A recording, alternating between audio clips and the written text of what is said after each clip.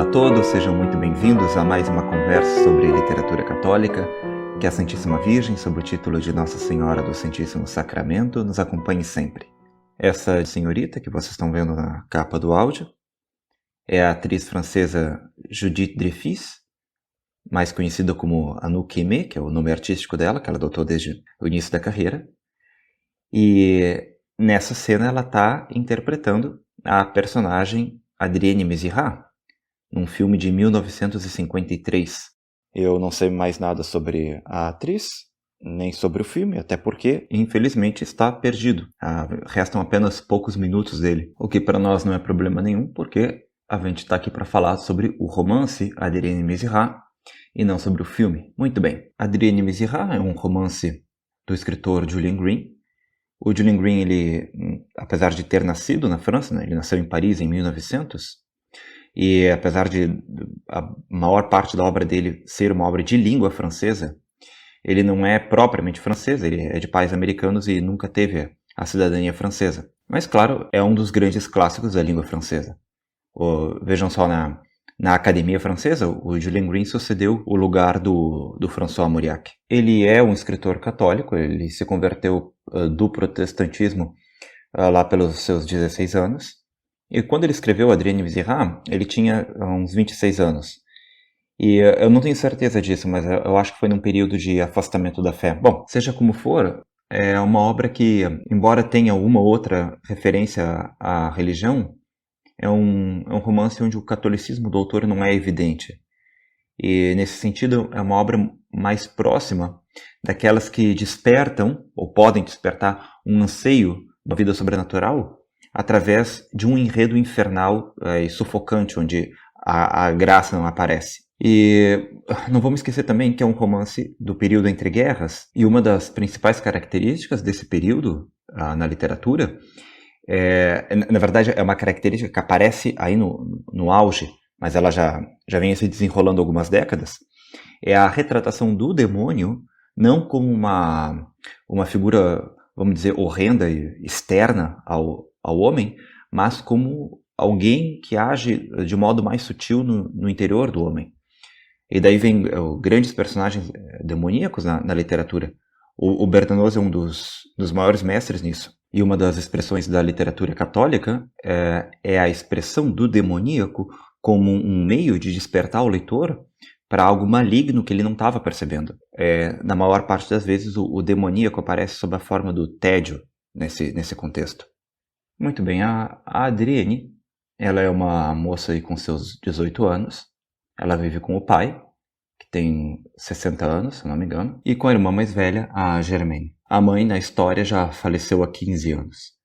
E desde o início, tanto pelas conversas quanto pelas descrições, fica uma marca muito grande de duas coisas. De um lado, uma monotonia, um tédio, as mesmas conversas que se repetem dia após dia, e de outro, algo que na Adrienne clama por vida, não de um modo efêmero, como alguém que quer uma agitaçãozinha qualquer, mas como alguém que traz em si um ardor, né, um fogo que não tem objeto, não tem o que queimar, e parece um fogo brando, não é uma agitação furiosa. Só no modo de descrever o olhar da Adrienne para as coisas, para a natureza ao redor, as cores, os sons, já é bem marcante essa vida reprimida nela. É reprimida porque a Adrienne vive realmente tiranizada pelo pai.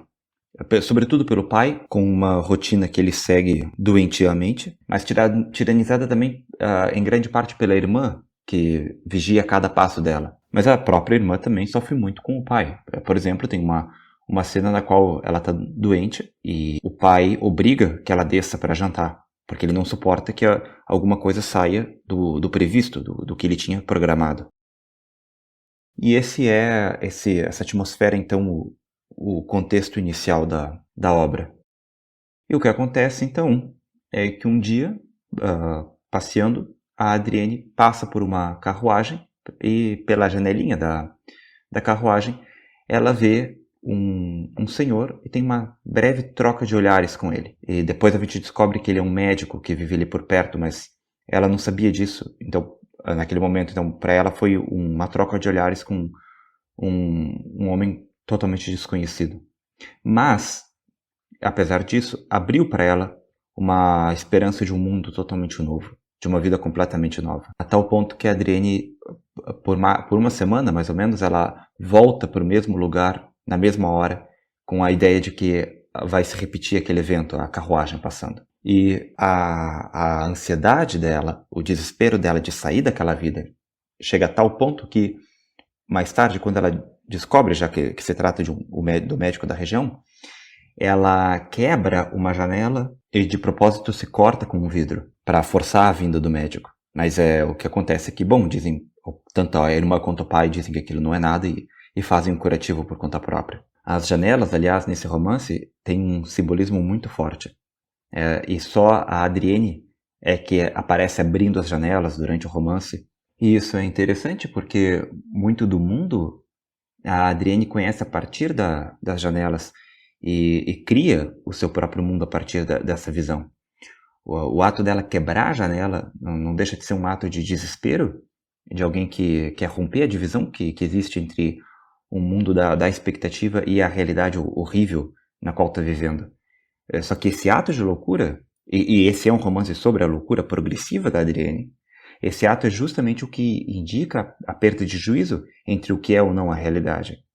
Ou seja, o ato pelo qual ela quer conhecer o mundo além daquela prisão é justamente o que indica que ela está perdendo o acesso ao mundo além daquilo que ela conhece. Ou seja, ela não vive exatamente entre um inferno, que é a casa dela, um inferno de tédio, e algo bom que está fora da casa, mas entre o inferno e um mundo imaginário. Bom, o caso é que essa loucura ela passa antes por uma solidão extrema. E vejam só, o Green ele joga aqui com duas coisas. De um lado, a dominação e de outro, a solidão. Em dado momento do romance, a Adrienne se vê livre da dominação do pai e logo em seguida ela cai nas garras de uma senhora, uma vizinha que aparece, que, entre outras coisas, dá um jeito de tirar o dinheiro dela. Isso lembra uma frase famosa do Dostoiévski, num dos seus personagens. Acho que é o Ivan Karamazov, não tenho certeza. Quando ele diz que a primeira coisa que uma pessoa faz quando fica livre de uma dominação, fica livre de alguma maneira, é buscar alguém a quem se sujeitar de novo. Então, é claro que isso é um ambiente infernal e é bastante claro que o Green está representando aqui um mundo sem saída, onde a pessoa vai de uma tirania para outra, e é bastante claro também como isso pode ser a representação da força do pecado. Aquela frase do Santo Agostinho, uma pessoa tem tantos senhores quanto são os seus vícios. Mas, de outro lado, então, primeiro tem essa característica, a dominação, e de outro lado, a solidão. E a Adrienne, ela tem momentos em que ela sai de casa, ela viaja sem rumo, e essas páginas são, acho que as mais marcantes do romance, porque o Green tem a capacidade de retratar a desolação de uma alma, uma pessoa que não sabe mais para onde está indo, e começa a perder não só o rumo da sua própria vida, mas a consciência que ela tem de si própria. E a Adrienne começa a acontecer isso com ela porque ela foi proibida de ter uma vida própria. E, na verdade, essas personagens, elas são algumas das mais comoventes da literatura. Elas são presenças reais, para usar a expressão do George Steiner, naquele livro dele, Presenças Reais. Elas são companhias reais na vida da pessoa. Eu até quero ler para vocês, para terminar, um trecho final de um comentário com o Josué Montello sobre esse romance. O Josué Montello ele tem uma visão um pouco mais otimista do Green, embora essa obra não termine bem, aliás, não termina nada bem, mas o Montello ele enxerga nisso todo esse inferno, justamente aquela famosa descida aos infernos, que conduz depois a uma purificação. Como é também o caso do Nelson Rodrigues, que a gente já falava em outro áudio. Mas vejam só então, o José Montello diz o seguinte: ao fechar este romance, jamais nos esquecemos de sua figura central. Os medos e as perplexidades de Adrienne Mizrahi se incorporam ao nosso próprio acervo de emoções pessoais, porque ela vive conosco, trazida pelo poder criador do romancista, e conosco continua, por força da arte com que foi concebida e realizada. E é isso mesmo. Aliás, esse é um dos grandes consolos que a literatura produz. A pessoa não sofre mais sozinha, ela sofre em companhia de personagens já cristalizados artisticamente. E isso muda tudo. E a Adrienne Mizrahi, eu acho que é um dos personagens mais emblemáticos nesse sentido.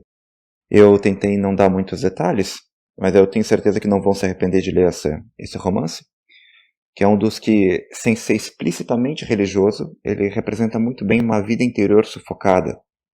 A vida que poderia ter sido e não foi, como diz o Manuel Bandeira. E tão importante quanto conhecer a representação da graça é conhecer o sufocamento dessa vida sobrenatural em meio a um tédio demoníaco.